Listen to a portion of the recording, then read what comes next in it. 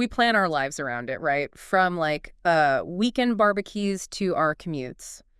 But have you ever actually stopped to think, what's a weather forecast actually worth? Like in actual money. Today's deep dive is going to get surprisingly specific about that, using some fascinating research from the Journal of Environmental Economics and Management. Yeah, what's really clever about this study is they use a really unique data set to figure out the financial impact of like accurate forecasts. Specifically in China, they actually went back and transcribed TV weather reports from all over the country, going all the way back to 2010. Well, wait, they actually sat down and listened to thousands of old weather reports. Yeah. That's dedication. Over 2,000 broadcasts, to be exact. It let them analyze not just what was being predicted, but how accurate those predictions turned out to be in different parts of China. I mean, we all know that extreme weather can totally throw a wrench in our workday, right? But this research takes things a step further, looking at how people adjust their work hours based on the forecast alone. Okay, so it's not just about if it's actually a heat wave, but if people think it's going to be one based on what they see on TV, that's pretty clever. Exactly. By zeroing in on the impact of the forecast itself, they can actually put a dollar value on the information. Almost like how much is knowing what the weather is going to be worth to you. So why focus on China specifically? Was there a ton of weather-related shutdowns there or something? Well, China's a fascinating case study for a few reasons. First off, they've got a huge workforce spread across some really diverse climates. You've got deserts, mountains, bustling coastal cities, you name it. And on top of that, they're very reliant on the forecasts put out by the China Meteorological Administration, the CMA. Ah, so that's where all those thousands of TV weather reports come in. They were all using CMA forecasts, right? Precisely. And here's where it gets really interesting. The researchers found that people's reactions to those forecasts weren't all the same. It actually depended on how accurate they believed the CMA forecast to be in their region. It's kind of like how you might take advice from a friend who's usually right on the money, but then ignore that same friend if they've given you a bunch of bad tips in the past. Yeah, if you constantly hear, oh, it's going to rain, and then it's sunny, you're going to stop paying attention pretty quickly. Exactly. To measure this perceived accuracy, they use something called RMSE, or root mean squared error. Think of it as how far off, on average, the forecasts have been historically in a particular place. So a lower RMSE means those forecasts have been pretty spot on. Okay, got it. So if we're talking about people actually changing their work schedules, do people really do that based on just the forecast, especially if they don't trust it? That's the big question. And the answer is, well, it depends. Figure 3 in this study really brings this to life. When forecasts were inaccurate, meaning they had a high RMSE, people basically just shrugged and went about their day. Even if extreme temperatures were being predicted, they didn't really seem to care. Yeah. I guess it makes sense. If you don't trust the source, why change your whole routine? You're probably thinking, they're probably wrong anyway. But here's where things take a turn. When those forecasts were accurate, with a low RMSE, the study found some really significant shifts in how much people were working. And I'm not talking about a few minutes here and there. In some cases, workers clocked up to 4.5 hours less per day when temperatures were forecast to be above 30 degrees Celsius. Whoa, that's almost a third of their workday gone. Yeah. Think about how intense the heat can get in parts of China. Working outside in those conditions can be dangerous. The Chinese government actually has regulations limiting outdoor work during extreme heat, so it's likely a combination of workers choosing to stay home and employers, telling them to take the day off. So it wasn't just extreme heat that had people adjusting their schedules. You're right. Even moderately cold days had an impact. Around 20 degrees Celsius, the study found a decrease of about 1.2 hours of work per day. Not as dramatic as the heat, but still noteworthy, especially when you think about how many days out of the year could fall into that temperature range. Okay, so we're seeing how those accurate forecasts are already having a tangible impact. But how do you go from fewer work hours to actually putting a dollar value on what a good forecast is worth? That seems tricky. Yeah, that's where the real ingenuity of this research comes in. They didn't just stop at observing these shifts in work hours. They actually built an economic model to calculate exactly how much those changes were worth in financial terms. Okay, so drum roll, please. What's the verdict? Just how much is a good weather forecast worth to the Chinese economy? Well, get this. They found that for China as a whole, even a small improvement in forecast accuracy, just 3.9% at the city level, would generate an annual benefit of 25.3 billion yuan. That translates to over $4 billion US. $4 billion. Just from people tweaking their work schedules based on more accurate weather reports? I had no idea it could be that much. It's a pretty staggering figure, right? And keep in mind, this is only accounting for the labor sector. Imagine the total value if you factored in things like health, energy consumption, agriculture. I mean, the list goes on and on. So it's safe to say that weather forecasts are more than just a helpful tool for planning your day. They're actually a powerful economic force. Absolutely. Hmm. Especially when you consider that a huge chunk of those economic benefits are going to the people who need them the most. Wait, what do you mean? Are you saying some people benefit more from accurate forecasts than others? That's exactly what the researchers found when they dug deeper into the data. It wasn't just a general trend of like everyone working less when the forecast predicted extreme temperatures. They discovered some really interesting differences in how different groups responded, depending on factors like where they lived and their economic situation. Okay, so spill the tea. Who are these weather-savvy folks making the biggest adjustments to their work lives based on what the forecast says? Well, one of the key findings was geographical. The study found that people in southern China, where heating isn't as common, were much more likely to cut back on their work hours when faced with a moderately cold forecast, even something like 20 degrees Celsius. That makes sense to me. Like, I can handle a chilly day if I know I'm going back to a warm house, but if I'm working outside and then going back to a, poorly heated home, that 20 degrees is going to feel way worse. I'd probably want to knock off early too. Exactly. It highlights how adaptation to weather is very context-specific. What might be a minor inconvenience for someone in one region could be a major disruption for someone else. So location plays a big role, but were there other factors that seemed to influence how people reacted to the forecasts? Absolutely. And this is where it gets really interesting in terms of social and economic equity.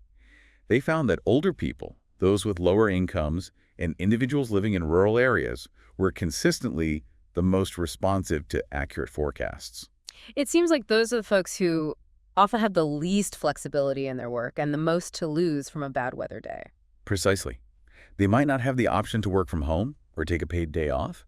They might depend on daily wages for their livelihood. So for them, knowing ahead of time that it's going to be dangerously hot or too cold to work effectively isn't just convenient, it's potentially a huge economic safeguard. It's like having a heads up gives them a chance to, adapt and make the best choices for themselves and their families. In a way, those accurate forecasts are almost leveling the playing field a bit. That's a great way to put it. And it really underscores the social value of accurate weather information. It's not just about economic efficiency, it's about equity and building resilience within communities. And if I remember correctly, the study actually put a number on just how much of that economic benefit goes to those more vulnerable groups, right? You've got a great memory. That's one of the most compelling findings, in my opinion. They calculated that a whopping 73% of the total economic gains from improved forecast accuracy went directly to those vulnerable populations we just talked about. Older individuals, lower-income workers, and rural residents. Wow. So the same people who are making the biggest changes to their work schedules based on those accurate forecasts are also reaping the largest financial rewards. It's like a positive feedback loop. You got it. It reinforces this idea that providing accessible and accurate weather information is a key ingredient for social equity. By giving vulnerable populations the tools they need to adapt, we're not just protecting their livelihoods, we're boosting the entire economy from the ground up. It's amazing to think that something we often take for granted, like checking the weather app on our phones, can have such a profound impact on people's lives, especially those who are already facing so many challenges. It's a powerful reminder that weather forecasts aren't just about deciding if you need to grab an umbrella on your way out the door. They're woven into the fabric of how societies function, and can make a world of difference for those who are most at the mercy of Mother Nature. And with climate change bringing more extreme weather events our way, it seems like those insights become even more crucial, right? Absolutely. We're likely to see more disruptions to work, more health risks associated with extreme temperatures, and potentially greater disparities between those who can adapt and those who can't. Which means getting those accurate forecasts into the hands of everyone, particularly those vulnerable groups, is more important than ever. Exactly. It's about empowering individuals and communities to make informed decisions, safeguard their well-being, and build a more resilient future in the face of a changing climate. So we've seen how big of an impact weather forecasts can have, especially in a place like China, where they're dealing with such a vast and diverse workforce. But this kind of makes me think, what can we do with all this information? How can we make sure everyone has access to those potentially life-changing forecasts, especially as climate change brings more extreme weather our way? Yeah, that's the key takeaway here. This study wasn't just an academic exercise. It was about understanding the very real implications of weather information. And it offers us a roadmap for action, both in China and around the world. Okay, so walk me through this roadmap. What are some concrete steps we can take based on what we've learned in this deep dive? Well, for starters, we need to double down on investments in the infrastructure behind weather forecasting. That means supporting research and development of even more accurate and localized prediction models. Remember that map showing how much the accuracy of CMA forecasts varied from region to region? Yeah, some areas had a much better track record than others. Exactly. We need to close those gaps and make sure everyone has access to reliable forecasts, no matter where they live. So it's about making those predictions as granular and accurate as possible, kind of like upgrading from a blurry old photo to a crystal clear, high-definition image. That's a great analogy. The more precise the forecast, the better people can adapt and make informed decisions. But technology is only part of the equation. We also need to focus on making those forecasts accessible and understandable to everyone. Right. What good is a super accurate forecast if people can't interpret it or don't trust the source? It's like speaking a different language. Precisely. Think back to those transcribed TV weather reports in China. There's such a smart way to reach people through a familiar medium. We need to get creative and find multiple ways to communicate weather information effectively, tailoring our approach to different audiences and cultural contexts. So meeting people where they are, both geographically and in terms of how they prefer to get information. Are we talking mobile apps, community networks, even word of mouth in some cases? Exactly. It's about having a multi-pronged strategy that leaves no one behind. And it's not enough to just broadcast the information. We need to build trust and credibility. That means engaging with communities directly, addressing their concerns, and showcasing the real-world value of accurate forecasts through stories and examples. Show, don't tell. I like that. But even with the best forecasts and communication in the world, some people are always going to be more vulnerable to extreme weather. How do we ensure they're not left to fend for themselves? That's where targeted support and safety net programs become crucial. We need policies that address the specific needs of those most affected by weather. Whether it's financial assistance to help them cope with lost work, job training to equip them with new skills, or early warning system that provide extra time to prepare. So a multi-layered approach that recognizes those vulnerabilities and provides extra support where it's needed most. Exactly. And this isn't just about top-down solutions. We need to empower communities to be active participants in the adaptation process, involving them in designing and implementing solutions that work best for their specific circumstances. So it's a collaborative effort, bringing together scientists, policymakers, community leaders, and individuals to create a more weather-resilient future for everyone. Absolutely. This deep dive has really illuminated how weather forecasts are more than just a convenience. They're a powerful tool for economic development and social equity.